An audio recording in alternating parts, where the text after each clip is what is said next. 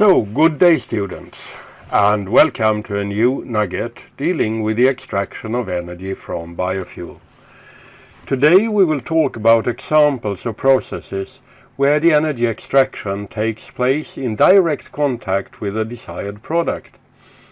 The next nugget will give you some more examples of industrial processes where biofuel may be used, but where the product quality put strict demands on the combustion products and the combustion process. So this nugget and the next are both to some extent two sides of the same coin. And the homework you shall do will include aspects from both nuggets. So there is no homework to this nugget, but the homework is for both nuggets and will be presented at the end of next nugget. Many people mistake energy for electricity, and quite a few people mistake biofuel for something aimed for cars. The aim with this nugget is to open your eyes for other processes. Being environmentally aware, I would assume that you always see to that the aluminium cans you have used for your soft drinks are recycled. And I'm sure you have heard that aluminium production is quite an electricity-consuming process. This is true for what is called primary aluminium, that is, aluminium produced from bauxite. We shall not go into any process details, but you need to have a small background. Bauxite consists of a mixture of different aluminium compounds and other minerals. To enrich the aluminium in a form suitable for the following processes, it is first transformed into a water-soluble form. This is done by boiling the bauxite in sodium hydroxide at some 10 to 15 bars overpressure and temperatures around 170 to 180 degrees C. The aluminium then first forms sodium aluminate. The sludge is then treated with additives and filtered so that it is finally enriched in aluminium hydroxide. This is heated, typically in rotary kilns, and dehydrated to form aluminium oxide. The oxide is put into an electrolytic process running at about 1000 degrees C. The electrodes are made from graphite and are consumed in the process. For primary aluminium is the main part of the energy supplied in the form of electricity during this electrolysis and equals about 15 kilowatt hours or 50 to 60 megajoules per kilo of aluminium. Recycling only needs heat and requires approximately 10 megajoules or 3 kilowatt hours per kilo of pure metal aluminium. The temperature required is a modest 800 degrees Celsius, and typically the melt is covered by a slag layer so that the demands on fuel purity may be modest. Now log in at the home page of the World Bank. The World Bank is the international financial institution connected to the United Nations. The aims of the World Bank are to assist poor countries to eradicate extreme poverty, to assist and promote investments in poor countries, and to, generally, promote a sustainable development worldwide. One important part of this work is to assist in selecting environmentally friendly production methods.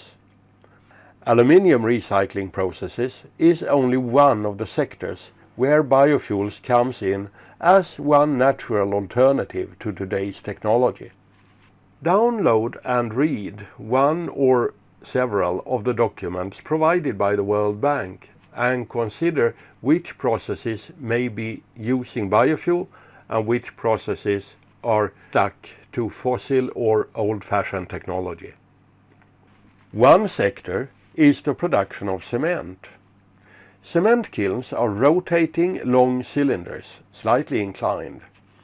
Ground limestone mixed with clay minerals are fed to the upper end. By the rotation, the mineral is mixed and slowly travels down the furnace.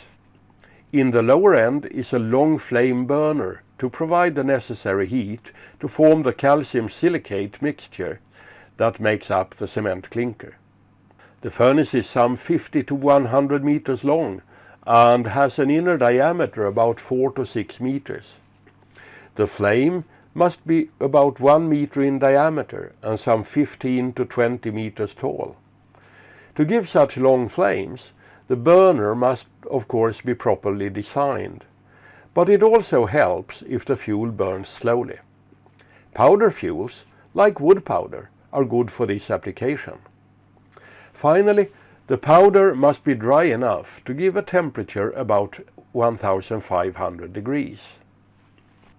A third example of a bulk product that needs only heat is building brick. After forming and drying are the bricks burnt or baked at about 1100 degrees, most often using tunnel furnaces. The temperature demand is very modest, and so are the demands on temperature control. But the volumes produced are huge. Bricks and concrete blocks for building purposes amount to 2 times 10 raised to the power of 12 items per year.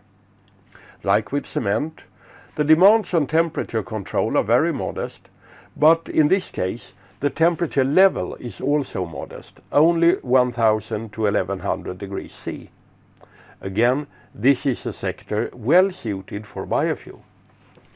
Putting these things together, you will realize that the demands set by the processes are different and that the process demands reflect back to the fuel. And the fuel quality reflects back on the suitable process setups. And this in turn places different demands on the end user system. For secondary aluminium, a gaseous or liquid biofuel will give the best control options. But as you saw from the example in the previous nugget, will the fuel properties depend on if the gasifier, say, is adjacent to the furnace, or if the gas has to be cooled down for transport and for storage. For the best total efficiency, you will want the end user to operate the gasifier in immediate connection to the furnace. But this is something that the end user might not want. For brick baking, using a solid fuel stacked between the bricks, the end user will have to take the trouble of handling, but on the other hand, may the fuel be sawdust or fine chips, which are cheap. So the fuel can be stored in a hopper or something like that, and the fuel quality is not so crucial since the process temperature is low. For a cement kiln is a pulverized fuel the most suitable. You do not want to store pulverized fuel since it is highly explosive. So for this case, you might want the end user to have a wood powder mill. The mill should be on line with the burner so as to avoid storage. The raw material can be dried wood chips, and that can be stored in a hopper. Of course, you can also use gasified or liquefied biofuel for the cement kiln. In Europe, you may inject properly pre-treated biogas into the continental fossil gas pipeline system and then just contract a customer to buy the equal amount that you have injected. But the biogas must fulfill strict quality demands for this contracting to be legal. In such a case, obviously, the change from fossil gas to biogas makes absolutely no technical difference for the end user. The end user simply contracts the delivery, that is to say the documented input of a specific amount of upgraded biogas into the pipeline network, and then runs as usual. So the overall conclusion from these 3 examples is that you may well use biofuel in a variety of stationary industrial applications. Depending on the system solution, which is again depending on the type of biomass you use and the energy carrier, will the demands for fuel handling and storing be put on the end user or at the fuel supplier side. In some cases, Like if properly prepared biogas is injected into the fossil gas pipeline system, will the end user experience no difference at all.